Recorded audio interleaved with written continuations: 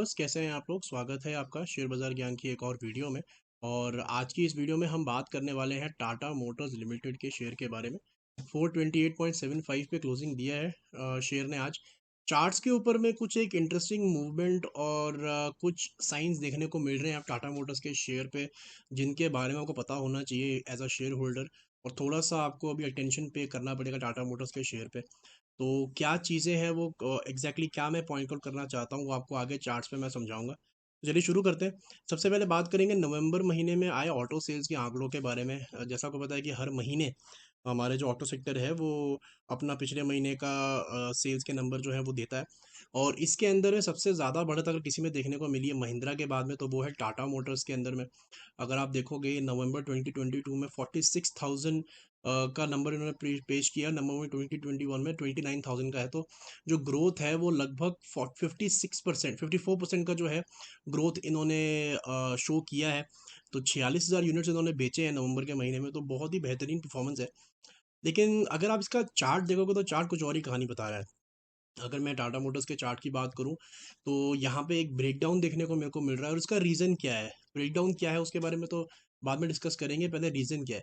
तो देखिए, ये बात समझनी है कि मार्केट्स हमेशा किसी भी स्टॉक को आज की डेट में नहीं देखती है। मार्केट देखती है आगे आने वाले 6-8 महीने, इस साल भर के अंदर में। अगर कोई अच्छी खबर आती है तो स्टॉक इसीलिए बढ़ता है, नॉट बिकॉज उस खबर का इम्पैक्ट अभी आएगा, लेकिन आने वाले समय में जो रिजल्ट्स आएंगे, जो नंबर्स कंपनी पेश करेगी, जो प्रॉफिट्स शो करेगी, उसके लिए जो है स्टॉक मार्केट पहले से ही डिस्काउंट कर लेती है और स्टॉक बढ़ता या घटता है। तो अगर आप टाटा मोटर्स के नंबर्स यहाँ देखोगे, जहाँ पे 54% का राइज है, 29,000 यूनिट्स के सामने 46,000 यूनिट्स उन्होंने बेचे हैं। तो आप सोच सकते हो कि कितना बड़ा ग्रोथ है, राइट। लेकिन अब मेरे को ऐसा लगता है कि स्टॉक मार्केट के अंदर में अब ये फीलिंग आ चुका है हमारे पूरे ऑटो सेक्टर को लेके, कि कहीं ना कहीं अभी जो ऊपर का ग्रोथ है ये अब रुक जाएगा। और आने वाले समय में ऐसा ग्रोथ हमारे को देखने को नहीं मिलेगा। उसका रीज़न क्या है? सबसे पहले रीज़न उसका ये है बढ़ते हुए इंटरेस्ट रेट्स। जैसा आपको पता है कि आरबीआई ने ऑलरेडी पिछले 3 मीटिंग्स के अंदर में जो रेपो रेट है वो लगभग 2% के करीब बढ़ा दिए हैं, 2.25% के करीब। और अभी परसों जो मीटिंग होने वाली है उसके अंदर में और 25 बेसिस पॉइंट तक का रेपो रेट जो है ये फिर इंक्रीज़ करने वाले हैं। इससे होता क्या है बेसिकली, कि जो इंटरेस्ट रेट्स बढ़ने की वजह से लोन्स जो है वो महंगे हो जाते हैं। लोन्स महंगे हो जाते हैं तो आपको पता है कि ज़्यादातर लोग जो है फाइनेंसिंग पे ही अपनी गाड़ी उठाते हैं। पूरी की पूरी डाउन पेमेंट तो बहुत ही कम लोग करते होंगे। मिडिल क्लास लोग जो हैं वो लोन्स के लेके ही अपनी गाड़ियाँ परचेज़ करते हैं। तो जैसे ये लोन्स महंगे हो जाएंगे, वैसे वैसे गाड़ियों की बिक्री भी थोड़ी सी कर्टेल हो जाएगी। मैं यही नहीं कह रहा हूँ कि ख़त्म हो जाएगी या बंद हो जाएगी, लेकिन जिस तरीके की ग्रोथ आपको अभी तक देखने को मिली है, उस लेवल की ग्रोथ आपको शायद देखने को ना मिले। और यही चीज़ अगर हम इसके चार्ट्स के ऊपर में देखें तो वही हमारे को देखने को मिल रहा है। अगर आप देखोगे तो ये first, this is the daily chart of Tata Motors stock. तो पहली चीज़ जो मेरे को यहाँ नज़र आती है वो इसके 200 डेली मूविंग एवरेज की डायरेक्शन है। देखिए, जो ब्लैक वाली लाइन है this is the 200 daily moving average, और ये जो रेड वाली है this is the 20 moving average. 20 जो है शॉर्ट टर्म एवरेज है, 200 लॉन्ग टर्म एवरेज है। आपको डायरेक्शन अगर आप इन एवरेजेस की देखोगे तो आपको हमेशा ट्रेंड पता चलेगा। अगर आपका डायरेक्शन ऊपर की तरफ है, जैसे शॉर्ट टर्म ट्रेंड अभी भी ऊपर की तरफ है, आप देख सकते हो कि एवरेज ऊपर की तरफ जा रही है। लेकिन लॉन्ग टर्म के अंदर में जो ब्लैक लाइन है वो नीचे की तरफ स्लांट होनी शुरू हो चुकी है। इसका मतलब ये है कि लॉन्ग टर्म ट्रेंड जो है स्टॉक का वो नीचे की तरफ ही पॉइंट आउट होता है।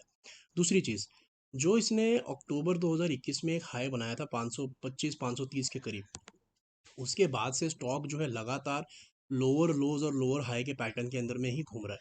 मतलब क्या है कि जो भी हाई बनता है अगला हाई उससे नीचे बनता है, और जो भी लो बनता है अगला लो उससे नीचे बनता है, राइट। यहाँ पे थोड़ा सा एक रिवाइवल देखने को मिल रहा था, लेकिन आज का अगर आप सेशन देखोगे पर्टिकुलरली, तो हुआ क्या है आज के सेशन के अंदर में कि इसने आज की क्लोजिंग के अंदर में अपने पिछले दोनों दिन के लोज को तोड़ दिया है और क्लोजिंग उसके नीचे दे दी है। साथ ही साथ में इससे भी ज़्यादा इंपॉर्टेंट ये है कि ये आया कहाँ पे है मूव, ये आया है एग्जैक्टली 200 डेली मूविंग एवरेज के नीचे। तो इसका मतलब ये कि ना सिर्फ स्टॉक ने अपने ग्रीन कैंडल के लो को तोड़ा है, लेकिन स्टॉक वहीं से बाउंस बैक नीचे की तरफ दे रहा है, जहाँ पे एक बहुत बड़ी रेजिस्टेंस होती है जो कि 200 डेली मूविंग एवरेज है। This is not a good sign for Tata Motors share in my perspective. अब मेरे हिसाब से टाटा मोटर्स के लिए काफ़ी मुश्किल हो जाएगा द लेवल ऑफ 443 पार करना। 445 के करीब अब बहुत बड़ी एक रेजिस्टेंस जो है टाटा मोटर्स के अंदर में बन चुकी है। और काफ़ी जो जितनी भी अच्छी खबरें हैं या अच्छा मोमेंटम है स्टॉक में, कहीं ना कहीं वो प्राइस्ड इन है। नीचे की तरफ जो मेरे को लगता है इमीडिएट जहाँ तक स्टॉक गिर सकता है, पहला लेवल तो 420 रुपये है जो यहाँ से 2% है, और उसके बाद में 410 रुपये। But in the long term I think stock कहीं ना कहीं जाके 400 या 380 के बीच में जाके सेटल होगा, और उसके बाद में आपको इसका एक नया मूव देखने को मिलेगा। सो अगर आप मेरे से पूछेंगे कि 500 पहले आएगा या 380, सो आई वुड से 380 पहले आएगा स्टॉक में, फिर 500 आएगा। लॉन्ग टर्म के लिए कोई प्रॉब्लम नहीं है, बहुत अच्छी ग्रोथ कंपनी ने दिखाई है।